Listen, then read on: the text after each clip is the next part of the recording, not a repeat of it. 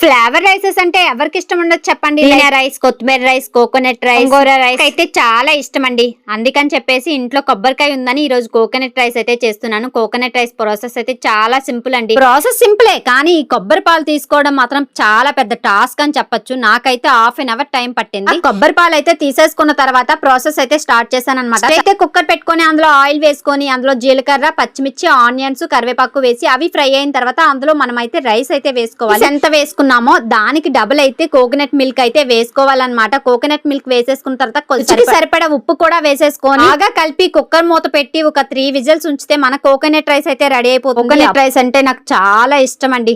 అసలు అంటే coconut flavour తో చాలా బాగుంది. వేసుకున్న డ్రెస్ 500 బిలోలోనే వచ్చేసింది. డ్రెస్ క్వాలిటీ అయితే చాలా బాగుంది. లింక్ కావాలంటే కామెంట్ చేసేయండి. అలాగే వెళ్లే ముందు ఈ వీడియోకి ఒక చిన్న లైక్ చేసేసి మన ఛానల్ కి సబ్స్క్రైబ్ చేసుకోవచ్చు కదా. ఈ వంటలకు సపోర్ట్ చేయండి. ఉంటాను మరి. Bye bye.